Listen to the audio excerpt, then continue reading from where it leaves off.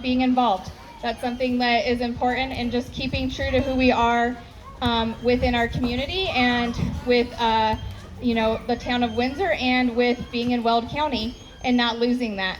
So that's how we started, and some accomplishments we've had is we have encouraged a lot of the board coffee chats. We have made a lot of progress in uncovering things.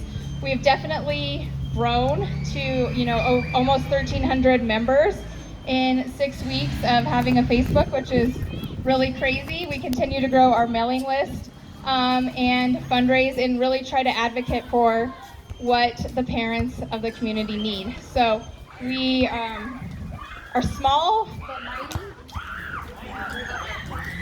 mighty. All right, we're back. We're small but mighty, and we just believe in transparency and being a vessel for that. And I think something that I actually heard this morning at church is failure is not when something doesn't, or quitting is not failure. Failure is quitting, not when something doesn't go right. So if things aren't perfect and we're mashing through things, we're not going to quit, because that's when we're not going to have a chance at winning. But for those of you who were out Friday and supported the kids as they walked out, we had several parents representing the Guardians at every school, so thank you, and a huge turnout. The rumor mill is that RE-4 had 30% attendance on Friday for full day. So they won't confirm or deny, but that's from a lot of teachers and even some principals who commented. So that's about 2,000 out of 8,000 kids, which is crazy and awesome. So I am going to turn it over to Ashley, and she's going to give some updates as we've been hot on the hunt for an attorney to represent parents' rights and parents' choice. Well, thank you so much, Brooke. And really, she's not giving herself enough credit, and I'll do it a little bit. Really, these two ladies, I feel like I'm a go-getter, and they put me to shame on a daily basis. They're like, oh, I already did that. Oh, I'm going to do that. I'm like, oh my God, I feel like I could barely keep up. So if you get a chance to see them, just tell them thank you. So yes, I do want to talk about the attorney. We have, hang on just a second.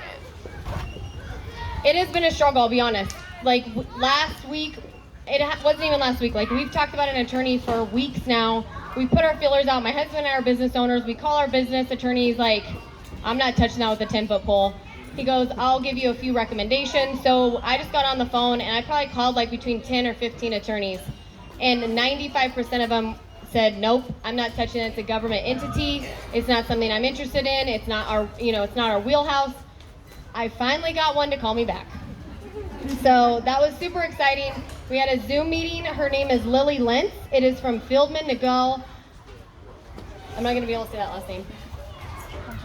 Contafio and Song, PLLC. It's a huge law firm out of Denver. I'm just going to read just a couple paragraphs from her profile. It says, Lily is an aggressive civil litigator focusing her practice in areas of employment, commercial transactions, property law, throughout the state of Colorado. Lily is experienced in representing plaintiffs in lawsuits against the federal government and big multinational corporations. She brings high energy, tenacity to the courtroom. So that's something that we were really looking for, right? Like somebody who's fearless, someone who doesn't care about taking on the government. And she was very honest with us on Friday in our Zoom call. She said, this is not an easy task. And many people will tell you no, because public school system is an arm branch of the federal government. She goes, it's hard because they have unlimited resources, thanks to our tax dollars.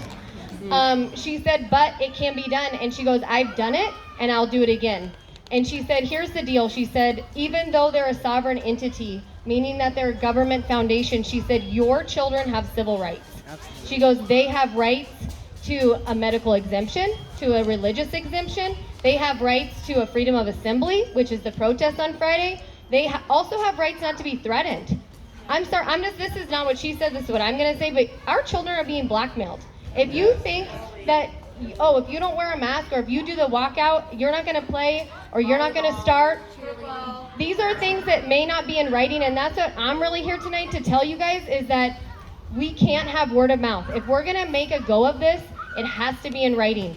So when your kid comes home and says, hey mom, my volleyball coach said this to me, email that volleyball coach, hey, I don't know if this is right. Could you elaborate on this? What's going on here? Get that in writing, because if you don't have that evidence, we're not gonna have the teeth to move forward. So she did tell me, she said, she did say that she said she goes, are you sure you want to stir the pot? Have you tried other things? Have you been to school board meetings? I said, the pot is stirred, okay? So she said, okay. She goes, I will take you on as the Guardians, as a nonprofit. She goes, I will work with you. She said, what I would like to do is treat this to at least, she goes, here's the deal. She goes, I can't lift the mask mandate. She goes, you need to get your other constituents voted in November. She goes, this is not the end all be all. This is not an overnight fix. She's being really honest with me. She goes, but it's a piece of the puzzle, right? Because there's power overreach that's happening right now, you guys. When there's no leadership at the top, which the truth is there's one guy who wants to dictate, but then there's no leadership, that these administrators on the local level in our little elementary schools, they're running amok because there's nobody holding their feet to the fire on anything. And so she was passionate about that. She said, absolutely, religious exemptions, you have to honor those. That's not that's a black and white issue. So her goal is to at least rein this in a little bit as an umbrella, right, for our district. She also said she would be a resource for individual situations that happen. If you're a family that has experienced something, exactly not honoring your IEP or not honoring your 504 medical exemption, she basically wants everything. So where's Julie? Did she walk away? Oh, there's Julie. She is going to be collecting any information that you already have. If you want to follow up with her, she's got a sign-up sheet, because we really do, this is going to be a big undertaking, and for it to actually launch, we have to have actual evidence. So Julie's going to head that up for us. She's going to be our little paralegal. If you have questions, reach out to her. I think that's, and here's the other big one. So it's a $3,500 retainer fee, which some of you may think, oh, that's not too bad. And that was my first, but that's going to go really quick if you've ever been in any kind of family lawsuit or whatever. I was telling Brooke, this is like family law on steroids. I said, it's not us against our ex-husband or wife, it's us against the government. So we need your donations. We've got a QR code up here, or we can take cash, so that's my big ask tonight.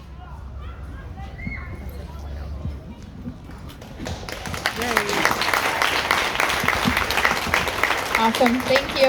And I will say the only other attorney who said they'd pick us up was who Rez is using Empower to Play, and that was a $25,000 retaining fee. So the $3,500 did feel like a breath of fresh air. What about the class actions? Or do you want me to tell them everything? Go ahead. Okay, I'm going to turn it over to Beth for... All right. Can you hear me? I know, you were just holding it. Is it going? Yeah. Can you hear me? Okay. So, Ashley already mentioned the donations. Our website, you can go there, donate from your Venmo. We also have t-shirts that are also fundraisers that go right to these sort of expenses. These things aren't cheap. They fund sort of things like these posters, but also the attorney, which is where we're focused right now on these funds. We also have a way, if you want to donate just out of the blue, we can take that too. And if we have any other fundraisers, we will let you know. But we have a big one coming up in October. And again, I'd like to turn this over to Ashley. Sorry, it's my last time. That's all right. And it's called Wine and Freedom. So this is going to be really fun. It's called the Wine and Freedom Pairing. I'll be quick on it because I know I probably talked too long about the attorney. So what we're going to do is we're going to have an event up at the Windsong Event Center up off of 257 and Mulberry. It's right in front of Bridal Hill Housing Development. It's going to be $150 a couple. We're going to have a full wine pairing. We're going to have some food trucks out there. We literally, I think our overhead for the entire event is like $800. Like, they're being so awesome up there. They're giving us a deal because we're a nonprofit, because we're fighting for the kids. They're super patriots, but everything else has been donated. So I guess it was before all the masks hit the fan, we were like, we want to raise some money with like-minded people that are patriots, that love our kids. So that's where it kind of stemmed from. But it's going to be a really fun night. We're going to have 2 or 3. Right now we have 2 guest speakers. One is here tonight, Mylen, if you can raise your hand. I just want to introduce you and just give you a little bit of like a teaser, because you're not going to want to miss her, I'm telling you right now. She is a Cuban immigrant, and she's a business owner. She's a resident of Windsor for 15 years. She's an advocate of freedom versus force. You guys, for 15 years, she's been exposing the evils of communism. If you think that this is, oh, it's a little mask for 1 week, or oh, it's this or that, you guys, this is the gateway. I call it the gateway drug to communism. Yep. Because if we're okay with this, what is next? There was a vaccine bus down at Greeley Central High School. That's right there, you guys. And they're giving out gift cards. They're giving out $100 gift cards to Walmart. Yep. So I appreciate everybody that's here, and this is the best turnout we've had, but please, I know all of you, and including myself, have those friends that are on the fence, like, well, I still got to go to work, and it's not quite that bad, and my kids are resilient. You got to tell them it's right now. Now's the time. So you do not want to miss her, and we've got another great guest speaker. Her name's Priscilla Rand. If you're familiar with her, she's been in the public school district in Douglas County for 20, 30 years. She is the vice chair of the GOP, and she is a huge advocate against CRT, critical race theory. So it's going to be a great night. It's October 22nd. And when can we start buying tickets for that? Next week. Next week, you can buy tickets on the website. Okay, awesome. Thank you. Good question. Yes, good question. That'll be out in our next newsletter. So if you put your email down, then you'll know when you can get it. All right, I'm going to turn it over for what everybody came out for tonight to learn about this recall and how we're going to step it up and make it happen in the next 60 days. So Luke, you're on.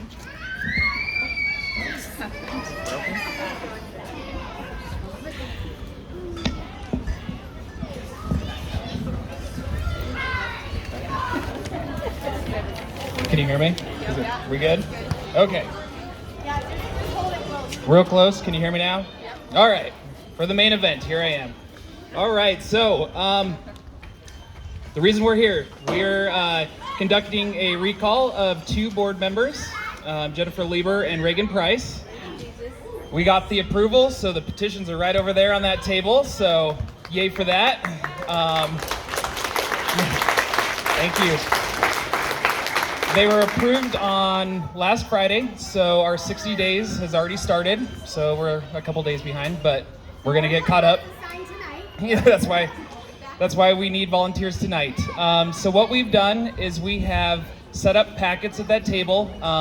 Within those packets, there's 100 signatures for Reagan, and then 100 for Jennifer. So between those, there is 4,000 signatures that we're going to try to gather. For the actual amount of signatures we need to recall them, it's about 3,200.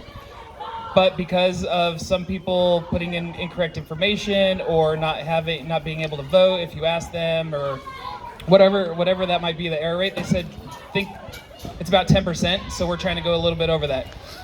If we really could, we'd like to get to 5,000 for each candidate. But we're going to start with 4,000. If we can keep going, we're going to keep going. Trent, I think you said in the 2016, was it 2016? 2015, there was about 2,000 voters. So Jennifer Lieber got 2,000 votes. So what we're trying to do is show her that more people want her out than in. So that's our goal. Just a little bit about the do's and don'ts. If you do volunteer, we're trying to get, is it 35? I think we have 35, because we all have one too. So I think there's 35 packets over there. What you have to do is, before you can walk around circulating it, you have to have a name tag, which are in there. We just have the stick-on ones. And you need to write volunteer circulator on there. So you have to have that on your name badge. And then as you walk around getting signatures, anytime somebody makes an error, what they need to do is they need to draw out put a line through it and put their initials above it. I'm trying to think. Oh, we need to keep the integrity. So if you start seeing a staple come loose, make sure you push that back in there, because if a staple comes out, the whole packet's invalid. So they're sticklers about it. So they kind of look for a reason not to count the votes. So just make sure that you're really careful with the packets if you do volunteer.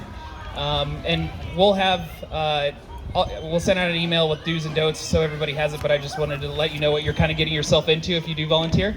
Trying to think, is there anything else? Oh yeah, Chad, where are you? I thought you were coming up here with me. Come up here. So I'll let Chad introduce himself, but he's going to be a lead taking this on. So if you guys could give him a round of applause, that's a big ask.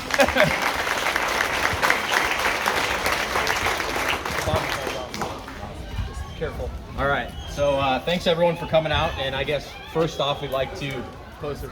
Oh, there we go. Can you hear me now? Yeah. Thanks for everyone who participated on Friday. That was really kind of the start of this. Obviously, as Luke said, we just got approval on Friday, and I know you're here, so you believe in this, but there's one thing I can do. It's encourage you to be bold, be loud, respectful, have conversations with your children about this. I have two girls that are in 6th grade and that they're at Severance Middle School, and they attended Day Spring last year, and they were in person all year, no mask, K through 12. So we live that. We saw exactly what can happen when we have in-person learning and we have parent choice. So a couple big things on the recall itself is we're not here to convince people about a mask. We're here to convince and remind people that we have freedom as parents. So this is not about the efficacy of a mask or a vaccine or anything like that. This is about that every one of you here that has children has made decisions for them, and you're going to continue to make decisions for them, not our school board. So if you are going to take a packet tonight, what we're going to ask you is to hang out for a few minutes. This is going to be a lot of work for the next 60 days. It's not going to be easy, and it might not even work. I think it can, based on this and based on the support that we're getting. But if you take a packet, hang out, we want to meet, because we're going to be having maybe a call once or twice a week to talk about numbers. We're going to really track this and stay on top of it, because we don't want this to be a waste of time. We want this to work, and it will work if we come together. So I realize there's those of you here today that are thinking, and you're not really sure what you're going to do with your student tomorrow. I'm in that boat right now. I put on the group that I canceled a meeting that has bottom line impact to my business tomorrow in Denver with clients because I consider it an emergency. So I'll close out on talking about recall stuff, but really quick, if you're unsure of what to do tomorrow or what you're planning on doing, I know a lot of parents overwhelmingly in the group didn't send their kids on Friday, and I realize logistics, picking up, that speaks a statement, and we're glad that you participated. But if you're not sure what you're going to do, I'll tell you what I'm going to do, since you asked. I'm going to take my girls to school because they can't get on the bus without a mask. So I'm going to take them to school at Severance Middle, and they're going to walk in. One of my daughters has asthma, and they told her that wasn't good enough for a medical exemption. But I'm not asking for an exemption. I'm asking for freedom of choice. So they're going to walk in or attempt to walk into school without a mask on, and they're going to get refused an education. I'm not just going to keep my kids home. I'm going to get proof on that day tomorrow that they were refused an education because of they would not wear a mask. Once they don't let them in the school, then I'm going to take them to the district office where we're going to peacefully hang out, and hopefully some of you will join us, where we can body together instead of being separated at schools. If we can all come together in the district office peacefully, hopefully we can get some answers, remind them that we're not going anywhere, and that we're here to stay. We're not giving in, because they started this on a Friday with the expectation that we were going to fold and come to school on Monday. So I realize some of you are afraid. I'm afraid. This is making me lose sleep at night. I'm waking up in the morning thinking about it. And it was mentioned earlier, this is a lot more than just a mask. Oh yeah. If we could sign off that we had to wear a mask for 15 days and then it would be over and done with, we'd probably bite the bullet, but we know that's not gonna happen. We know that numbers are going down. And Colorado has the 4th lowest COVID in the Yeah. United States. So The 4th lowest. absolutely, we know that the pandemic is fear, Yeah. okay? And so I could go on for a long time. So she's getting it.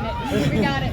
So if you are planning to get a packet, we would ask everyone to sign. We have 5 packets, I think, that are assigned. But if you're going to take a packet, it's basically worth 100 signatures for both of the people we're recalling. So we really want to, it's going to be a lot of work, and we're going to do our best. So if you can encourage people to participate and share that and help out, it's gonna be a lot of work, but we're gonna make this happen. So, yeah. Do our kids have to go to the well RE-4 in order to get a signature? No. As long as you can vote. Explain. Okay. All right. So in order to sign, you have to be registered to vote in Weld County, Weld RE-4. So if you live in Windsor and your kids do not attend, but you're here, then you can definitely sign. So when you have the packets, just ask people, are you registered to vote? Remind them, vote on November 2nd for Trent and Aaron, who are the ones that we were trying to get in naturally, and then that's kind of how we'll go. And just so you know, so the board is made up of 5 members. So Jennifer Lieber, the president, is one who we were trying to recall. And then we have Reagan Price, the other one we're recalling. And then we have Lance Nichols, who is up for re-election. Also, Chris Pearson is up for, Perkins, sorry, he's up for re-election. So we have 2 candidates, Lance and Trent, who are veterans. Yeah. So they know what it's like to, both of them are veterans. Aaron could not be here tonight, but Trent is here representing both of them. And they are veterans, so they know what it's like to literally give everything or risk it all. They both have kids who have been in this school district. Trent has been on the board before, and they really bring their whole heart and head, honestly. And then, so ideally that's kind of how the layout is. But I do want to remind everybody that on last week, they voted 5-0, 5 for masks and 0 against them. So if that represents your district, because it doesn't represent mine, that's a concern. Even, Russ Smart, who did last time suggest the 3% alternative, he was the one who seconded the motion for us to go in from age 3 years old all the way to 12th grade for masks. So that's, they're not representing, so it's not about just the masks, it's much further than that, because we really don't have a voice right now, essentially. So register to vote if you're not. When you have the packets, just make sure everybody knows that they have to be registered. November 2nd is the day to vote. And no, for the regular. Yes, yep. I have a question. RE-4, Weld RE-4. So Trent is in my district. Can I vote for Aaron too? Yes, so that is the other thing, is it doesn't matter what district you're in. If your kids are in Weld, or if you live in Weld RE-4, you don't even have to have kids in the district, then you can vote. You vote for all the candidates. It's an at-large election. An at-large election, which is great. Let's see. Any other questions? Who has questions? Did she answer your question? Yeah. Okay. Okay, so what's next is our goal is to get signatures, Chad and Luke, for everybody who's here today. If you're interested in taking a packet, once you take it, we'll check it out. We have numbers on it. We have everything in Ziploc bags.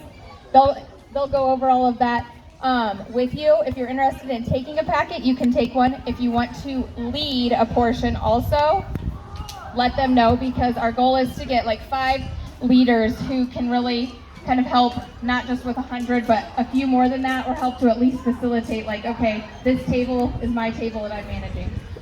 So it's not so much on these 2, and we can progress quickly and efficiently. The other thing is, Ashley, Beth, and I we'll work on, finding out the details. So I know that we can do things in the recreation parking lot. So when there's sports practices, we can just be out there, hey, do you want to sign our recall? We can do things in any public park. So we'll just make sure we don't need to get any permits, and then get all of that information to your leaders and go from there for that aspect of it. We can go door to door, and you just have to have your badge that says that you're a volunteer. Sorry, these are not paid positions. At this point, I'm just kidding. Other than that, I think the other things are upcoming events. We do have a school board meeting on September 20th, and they will not address COVID numbers until that meeting. Several of us have asked, and they've been pretty strict, Chad included. We have a bond meeting.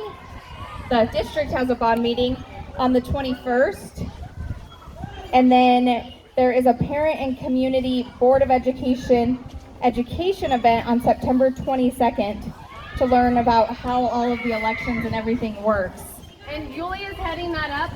So she's also bilingual. So we also want to reach out and let our Spanish speaking community know that, because this is a really good time. It's a lot. Like, we've learned fast. Like, there's a lot to learn about how these school boards operate. So I think there's a big disconnect of not understanding all those pieces. And she's a great one to help get that message out in the Spanish speaking community as well. So. Awesome. Thank you, Julie. And then from there, like I said earlier, the website is very clear. It has all of the events. We also list, when the town board meetings are, anything that you might be interested in around that. So those are the next three kind of big things that are coming up. But we can't thank you enough all for being here tonight, for showing your support for the Guardians and this growing group, and most importantly for, being a fighter for parent choice, because I didn't, birth 3 babies to co-parent with the government.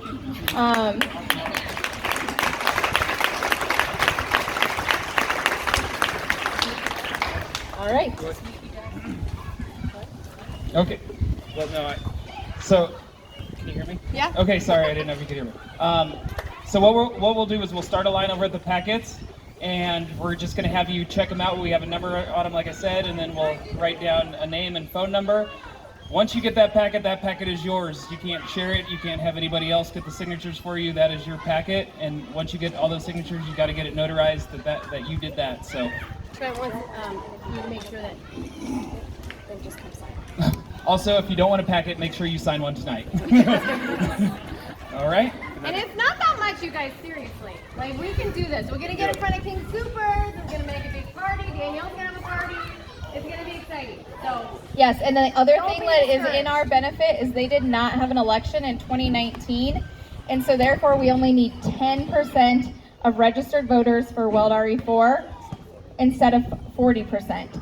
So that's a huge difference. So if we waited to do this, then we would be stacking those numbers, times 4. So this is our time, this is our moment, and as our motto says, together we rise. So thank you. Thank you, everybody. Back to you. So once they're recalled, we turn it over to, you probably know this more detail because you guys are talking. Yes, he'll explain it better than me. Okay, sorry, I'm back. Once I get recalled, then the county has 30 days to verify the signatures. And then after that, the board member that's getting recalled can file a motion to have a hearing. And I believe they have 21 days to do that once. What's that? 10 days. Oh, they have 10 days. Within that 30-day period, if anybody has any signer's remorse, they can go to the county and remove their name. And I think that's really bad. And then once that time period is up, I believe it's another 60 days for the actual election to happen. So I wouldn't expect an election till about March timeframe of next year. yeah, it's a slow process. It's not an instantaneous process. And that's what Trent's saying is, and I just want to reiterate, this is a big puzzle piece, right? Like we have the attorney that's going to fight at least for the frontline rights of our kids, okay? Then we've got Trent and Aaron who are running in November. That's going to be the first try to infiltrate the board a little bit. Because here's the other piece we haven't talked about, you guys, is that our superintendent, Dan Miller, is in charge. That's not how it's supposed to be. The board employs the superintendent, and right now he is in charge. That's why you saw a 5-0 vote. Okay, there's a lot. I could go into all the details. If you want to come talk to me, we can gossip if you want. But the truth, that is just the truth, is that we have to get a strong board that is going to hold the administration accountable, because otherwise you have a dictatorship. So we have Trent and Aaron in November, and then the recalled, and then we're going to need 2 more candidates in those 2 districts. So we have some people that might be interested. I won't name any names, but think about it, okay? Because if you know someone in those districts, in Levers and Price's district, which is basically Peakview, and then some downtown Windsor, and then all the way back up into Ventana, and then behind the firehouse, and into New Windsor, okay? We're gonna need 2 more candidates to fill those spots in March. So that's the timeline. Okay, yes? You mentioned earlier that sometimes people don't think that it affects them. My kids can deal with it.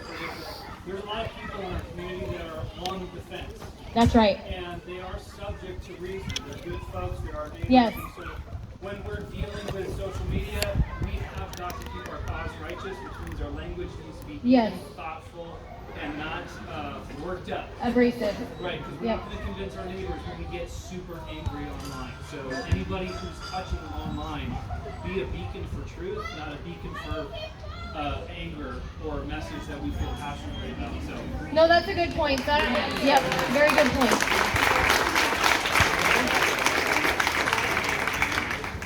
Introduce Yuli Paulson.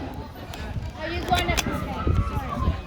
just wanna say something. When we're gonna have discussions with somebody, we always attack the facts and never attack the person, because we're gonna be in the same game that they're doing right now. We have people attacking us for what we stand for in this moment, and we just can't follow them.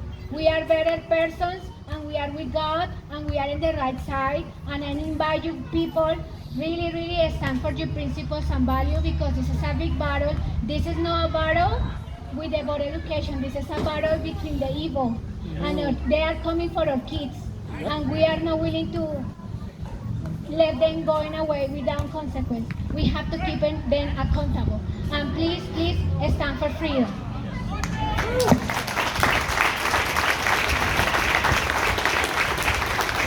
All right, thank you guys so much for coming. We appreciate it.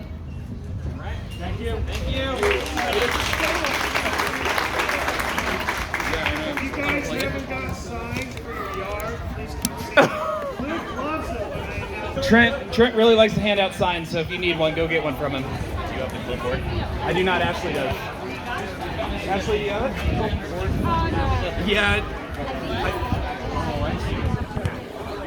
Oh, no problem. Thanks for bringing this. Appreciate it.